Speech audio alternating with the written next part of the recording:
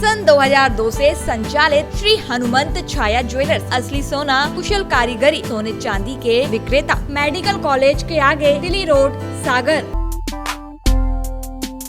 केंद्र सरकार द्वारा लाए गए कृषि बिल और निजीकरण का कई जगह विरोध किया जा रहा है।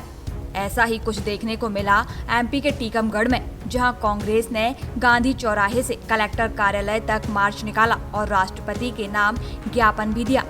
हालांकि कोरोना का पालन लोगों ने नहीं किया और बड़ी संख्या में लोग इकट्ठा हुए थे। इसके बाद गांधी जी की प्रतिमा के सामने धरना दिया। कांग्रेस के धरना और पैदल मार्च को देखते हुए पुलिस प्रशासन ने कलेक्टर कार्यालय पर बैरिकेड्स लगाकर सुरक्षा के पुख्ता इंतजाम किए, साथ ही भारी पुलिस बल भी तैनात किया गया था। कांग्रेस के पूर्व मंत्री यादवेंद्र सिंह ने इसे काला कानून बताते हुए कहा कि इससे किसानों को नुकसान होगा।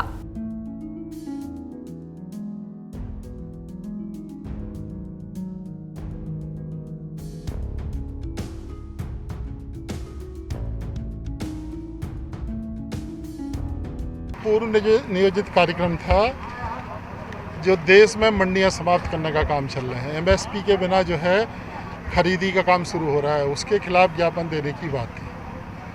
और आज हम लोगों ने ये बात कही है कि किसानों के ऊपर सीधे सीधे जो सरकारी खरीदी का रेट होता है एमएसपी, उससे कम पे खरीदी के लिए ये कानून लाया गया है, व्यापारियों के लिए, अडानी और अंबानी के लिए।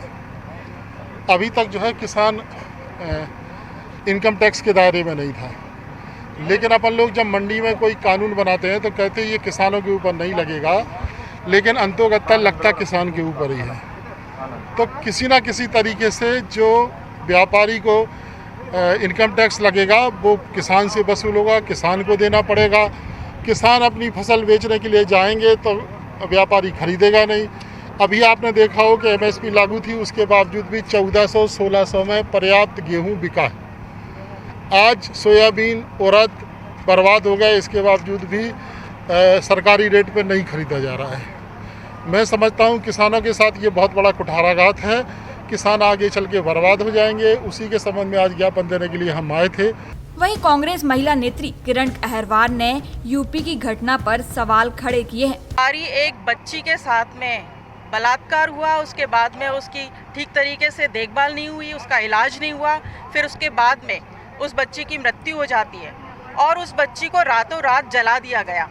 उस बच्ची को मतलब उनके परिवार तक को नहीं दिया गया, अंतिम संस्कार तक की है ना उनको करने नहीं दिया गया। ये काम बहुत गलत है और इसमें राहुल गांधी जी हमारे और प्रियंका गांधी जी जब उनके हालचाल पूछने के लिए जा रहे थे तो उनको रोका गया है। और क्यों रोका जा रहा है, क्यों आखिर पूरी की पूरी पुलिस फोर्स, पूरा प्रशासन लगा हुआ है कि वो वहाँ नहीं पहुँचे? इसका मतलब है कि वहाँ पे कुछ गलत हो रहा है।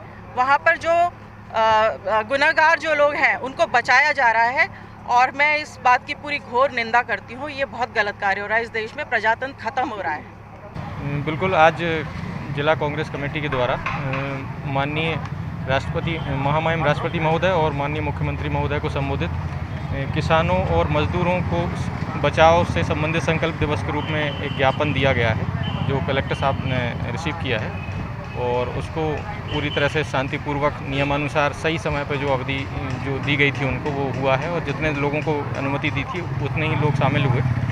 और जो हाथरस की घटना है उस पर भी उन्होंने एक ज्ञापन दिया है और कलेक्टर साहब से भी चर्चा की है। टीकमगढ़ से सुधीर जैन, सागर टीवी न्यूज।